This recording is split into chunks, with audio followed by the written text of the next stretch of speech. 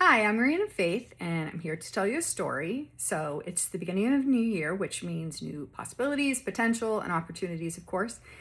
And so, before I kick off all the things that I'm hoping to do in this new year, I like to spend some time reflecting on what I've done this past year and the progress that I've made against goals that I set for myself, and then also, what I have left to accomplish against those goals. I think it's really I've never been a huge fan of resolutions because I don't think they really stick. And I mean, statistically shown they don't stick. Most people are over the resolutions by the second week of the year. Um, and so I'd rather make meaningful change. And, I think about what is required within a work environment. You set goals for the year and then you put together hopefully smart goals so you have some tactical elements that you try or you can document your success against. And so I have those set forth for this coming year. But first, I spend some time reflecting on what I did the prior year and what, if anything, I need to carry forward into this next year if I'm going to fully achieve on some of those goals that I didn't in the prior year. So, one of the things that is really kind of a focal point, or a key focal point, I should say, is around my health and well being. And so, I'm continuing to focus on making sure I'm taking good care of myself health wise. And that includes fitness and movement and mobility being a really key component of that. So I've been doing a lot of mobility exercises and flexibility. You know, I think that a lot of my focus has shifted from what it might have been. In my early 20s, I had certain weight ideals. Oh, I'm going to be here or there, which was a little bit ill-fated considering those were years I was having babies and, my body was not my own. And I had all kinds of things that were going on because of the pregnancies. Even though they were spread out quite a bit, it just still, gosh, it wrecks your body. It's glorious having had a hysterectomy now. Those are not things I have to worry about. Yay. Never be pregnant again. Glory be. Anyways, but, with my hormones finally rebalancing after the hysterectomy and getting some support with that with HRT, I have found that I've started to stabilize, and that has been a huge contributor to getting some of the weight off and making some of the fitness strides that I have accomplished in this last year. And I want to continue that progress. But I think my mindset away from, and it was already there this last year, but I've noticed as I've gotten older, my focus is on doing things that will help me to age well. And so that sounds a little bit like ridiculous. Maybe I'm 47, but there will come a time in everybody's life where they're limited because of physical ailments or issues. And I want that time to just not come. That would be my preference. I would like that just to be the case, that there is never going to be a day again where I can't do the thing that I want to do because I, can't walk that long, or I don't have the flexibility to do that. Physical flexibility, or I can't crouch down or bend, or, oh man, I sneezed and I threw my back out. That could still happen. 1,000% that could happen. But my hope is that by continuing to stay agile and moving about, I will minimize the physical limitations in life. Because one of the things I really want for myself, and this has been something I'd forecast going back to like 2017, I just want to be able to say yes to things. And you have fewer yeses when you have physical limitations that are getting in your way. And for me, those physical limitations transcended to mental limitations because I was feeling so discouraged and frustrated in a body that didn't feel like my own. I mean, I would joke, although this was a legitimate feeling, that I had a fat suit on and I couldn't find the zipper because me in my head, who I was in my head, was real different than who I was presenting, my physical appearance. And it was just this oppressive volume that just, no matter, it didn't seem to matter what I did, it was not going away. And, in further reflection, a lot of that had to do with emotional stress, years of high cortisol, high stress dynamics that definitely took a toll on my body. And I'm at a point now where I absolutely refuse to allow that kind of thing to happen again.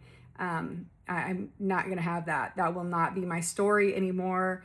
I want to live freely and lightly. I want to be able to say yes when, an opportunity arises. I don't want to have to hesitate, or, the only way I can accomplish something is if something minimal, I have to train for a year in order to be able to get there. I just don't want that to be how I live. One of the things that has been like the most exciting about getting my weight back down to an area that is more comfortable, and my body composition, more importantly, to a dynamic that is closer to me, who I envision myself to be, is travel ease and convenience. I was joking with my son, we were needing to hustle to get a flight in early December, and we're jogging, and I said to him, jokingly, but honestly, there's an element of truth to it. I said, this is what we train for, to be able to run from one flight to another. He wasn't buying what I was selling, but he was not interested in running. But that was something where, my husband and I travel a lot, which is just the coolest, because that was something I really wanted to be able to do. Again, 2017 was a big year of who do I want to be in this next phase of my life. And I was 39 at the time, and there was a lot of change that was happening, good change ultimately. I'm really glad that things finally moved, but it was really a time of stepping back in the midst of still a great deal of high stress. But considering, where do I want to be? What do I want my life to look like? And so I really did a lot of work around that. And I feel like that work is sort of continuing. But travel was one of the things I really wanted to be able to do. And so actually for my 40th birthday in 2018, I bought myself some suitcases. And I had said, I'm just going to jump out there on a limb. I'm buying myself some suitcases. I had a matching set.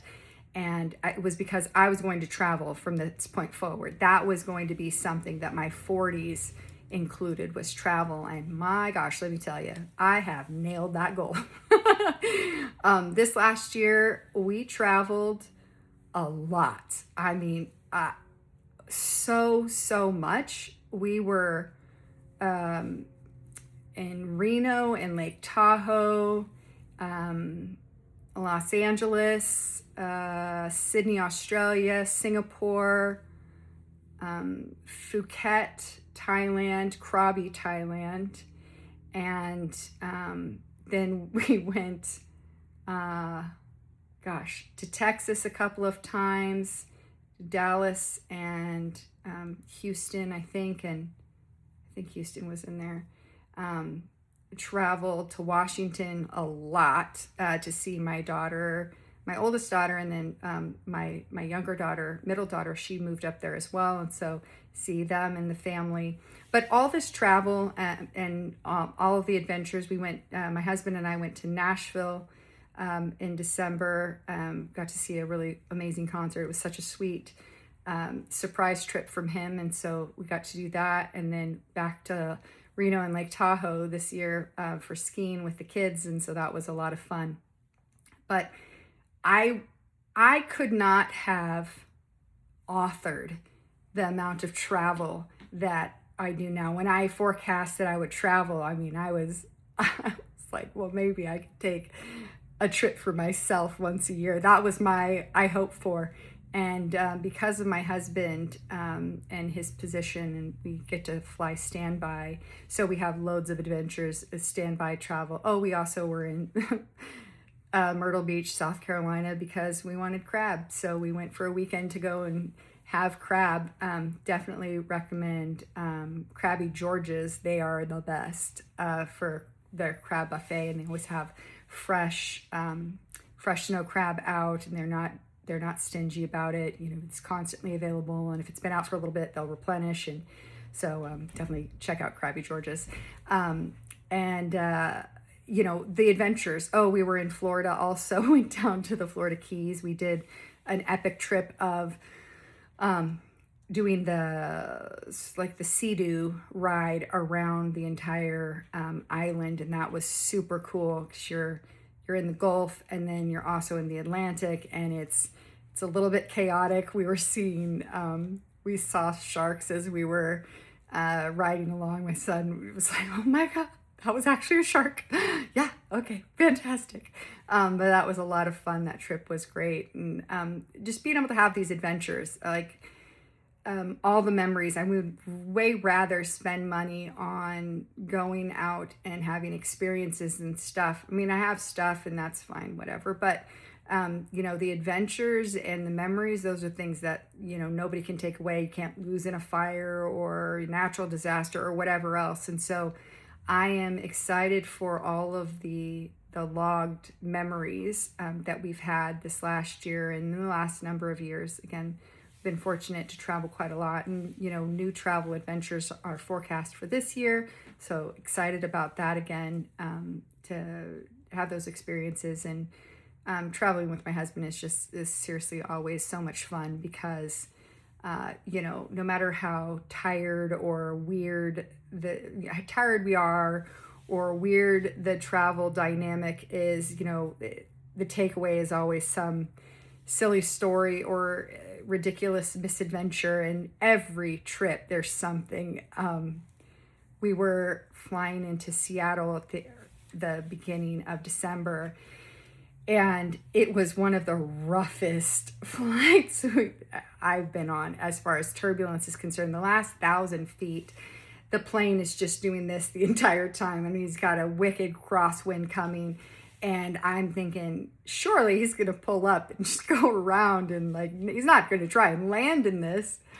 Oh yeah, he landed in that. And I'm telling you, I'm glancing out the window looking, are there going to be sparks from the wing? I just felt like we were going to cartwheel down the runway. And he pulled it off, but it was horrifying. And instead of being unnerved by that or oh my gosh, what is going to happen to me? This is the worst day ever. I legitimately laugh well, this will be a fun story to tell someone.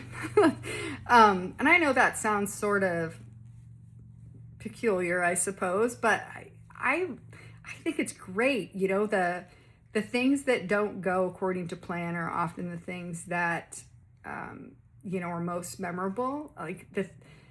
I used to be really kind of aggressively type A, and I think it was a reflection of where I was at in my life. I have a lot of type A tendencies still, don't get me wrong. I didn't lose all of that, but there have been a lot of reconciliations, I guess, in my head where I recognize, yeah, that just actually doesn't matter. That is of no eternal value. So who really cares?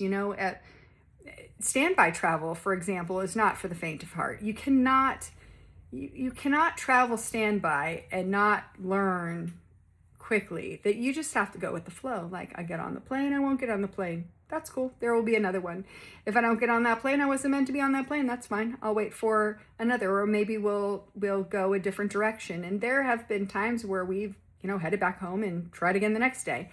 But I could not imagine that when I was younger. I would have just I was not built for that at that time. I think it's a reflection of where I was at. I really felt like so much of my life was out of my control. And so I was grasping for control at every ridiculous and meaningless point that I could because I needed to feel grounded. But all that really ever did was create stress because it was not really in my control even then. And I would plan neurotically. I would have, my ex-husband and I went for his sister's wedding to Mexico. And I was so unhinged that I can understand Spanish fine. Even when someone's talking pretty quickly, I can discern enough, but I don't speak Spanish fluently anymore. I did when I was young, and I lost that. You use it if you don't, you lose it if you don't use it. And so I couldn't speak anymore, and it was making me really nervous and anxious. How am I going to be able to communicate with anybody, and what will I be able to do? And I wanted backup plans to the backup plans to the backup plans. And, that was, a number of years ago. So I didn't have a great cell phone plan where I was going to be able to be anything, venturing out, or what if that restaurant isn't available? What's another option? So I had a binder, an actual 3-ring binder of all of the information about where we were going, what were the maps, and like printouts of the itinerary, and what if I lost this or that or whatever. And it was so far gone. Like, yikes. Okay. Like, binder with sections and color coding and all of this. And I spent so much time on that I tried to convince myself that all that planning was going to lead to me feeling more at peace because I knew what my options were if something was to go not according to plan. But that isn't really what materialized. I just wasted a lot of time focused on all the things that could have gone wrong instead of all the things that could have gone right, or the things along the way. And that's, there's balance to be struck. You shouldn't go blindly into a place and have no clue or idea. But at the same time, I mean, I didn't gain anything by planning all of that and being so over the top neurotic. And that's what it was for me. It was totally neuroses. I was just, again, it was some grasp at control that was still elusive. If it had yielded something positive, it would probably be a strategy I'd still employ, but it didn't. It never did. And so now I have really come to a point where I just don't do that. I'm aware of things. I know spots. I know how to Google if I forget something in packing. I mean, I haven't, like I said, I haven't lost all my type A. I have a spreadsheet for travel. So like, what are key things that I will pack? But I don't pack 3 weeks in advance for a trip. Sometimes I don't know that we're going on a trip until, 2 days before. I'm like, okay, I have a general idea what I need. Again, we travel quite a lot, so I've got a general idea what I need, but I have the spreadsheet. Like, is it cool weather? Is it warm weather? What are things I might want to have with me? And I can use that as like a checklist. But if I don't use it, it'll be fine. If I get somewhere and I don't have what I need, I'll go get it. Now, that wasn't true when I was younger. I wouldn't have had, if I could have managed a trip, I wouldn't have had the means necessarily to go out and replace something that I didn't have with me. That was part of my planning, was to be prepared for what I couldn't afford to replace when I got there. But still, the stress that I put on myself was ridiculous. It's just so good to not be in that place anymore where like every single thing is burdening me to that level. I can just run with the program and experience life along the way. I think a lot of that is a shift in perspective, feeling more solid with who I am as a person. And maybe that's an age-related thing. I certainly had heard lots of my friends I kind of always had friends that were older than me. And so I heard lots of them say things like, well, once you get to a certain age, you're like, yeah, you know what, it's fine. It's whatever. It'll be okay. Because, I've survived all of the other worst days of my life up until this point. What's to say I'm not going to make it through this one too? And it's not even a matter of worst days, but like blah days or less exciting days, less showy days. They all come and go. And in between, the things that matter are the moments that you share with people that you value and care about. And so I love that spending more time making memories than collecting things, because the things, they could just be gone in a flash, but those memories, hopefully you don't lose your memory. But even that, like, I'm a big journaler. I got a little bit out of practice this last year, but I've been journaling since I was in junior high, maybe even a little bit earlier than that.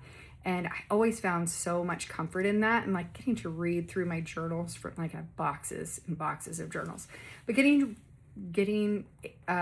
opportunities to read through things that I wrote, when I was in high school or junior high. It's like hysterical to read now. And things that I worried about that I never materialized. What a waste. So it's fun to see it in your own handwriting, look at all the things that I've accomplished and moved forward with. But I think it has helped me as I look at this new year. Where do I want to go? What do I want to focus on? And putting those things in front of myself that will help me get to where I want to be. And soliciting feedback from others who have done the things that I want to do to gain insights on what else I might implement or try in order to accomplish my goals. So hopefully you have big plans for yourself this coming year. I know I do. I'm excited to share some of those journeys with you and the adventures along the way. So come back again and I'll tell you another story. Thanks.